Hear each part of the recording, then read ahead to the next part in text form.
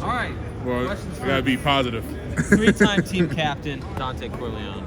Dontay, at this point, getting just over a week from the game, how are you feeling about the defensive side of the ball and how you guys are approaching I it? feel great. I feel how we connecting, how we think we're in a better place than we was last year for sure. Just communicating and just doing all the extra stuff right. Do you feel like your Oh. Do you feel like your power's back 100% compared to where you were at the beginning of last year? Oh, for sure. Just practicing every day. I think I missed 3 days, 4 days, so that's not bad. Just going out there every day, getting that quote-unquote game-ready shape. So, yeah, I think all my power is back this year. How do you kind of gauge your improvement as a defensive tackle before you even play games? Do you feel like you're the best football player you've ever been, or is that tough to gauge? Yeah, I would say necessarily just not like making plays. It's just learning football, just the protections and making my job a lot easier than using my God-given ability every play. I actually just know football. So that's a big reason why I came back, to learn more football for the next level.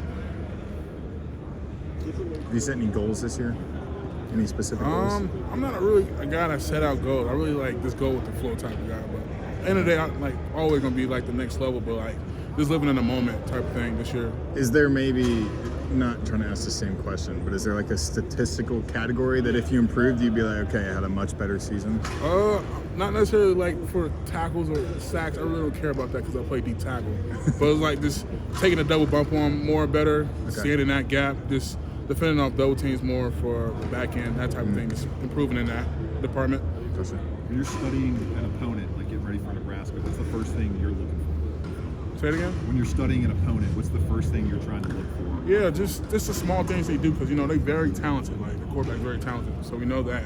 We'll just pick out the little details, like what formations they like to run and like what plays they like to run in that formation. Just pick one formation, so in the game I can try to make a play on it. Have you been able to pick up like a tendency before, and then you kind of know with the right gap, and you can spam that kind of like on the other side of the ball where offenses spam plays? They know. Yes and no, because we run a 3-3-5, so the stuff we see on tape we're not getting. Like I think like West Virginia.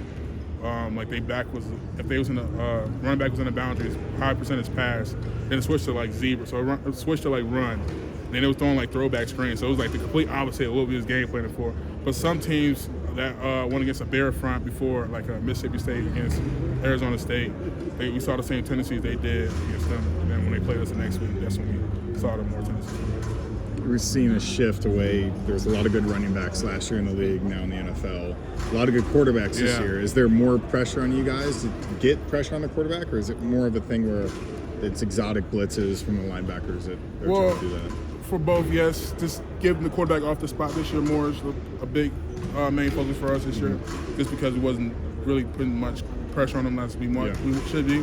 And second is getting them different blitzes out, like the skies and stuff like that. So if they think we're blitzing or whatever, just make the quarterback panic and stuff like that. Yeah. Last year you guys struggled with depth because of injuries. Can you kind of explain to people what it's like late in the fourth quarter when you've played 50, 60 snaps and how exhausting it can be? Well, for me, I think Texas Tech, I think one of our nose guards went down, Cam Rowe went down, so it was just me and Kamari Burns. And it wasn't a fun game after that second half because it's just like them long drives. You can't really keep subbing out because somebody got to stay in eventually. So it's not fun, fans. So you just got to try to stay healthy. Is there anybody like past or present, an NFL star, anything like that you try to emulate or take moves from, or anything like that? I would say DJ Reader. He played for the Bengals, now he played for the Lions.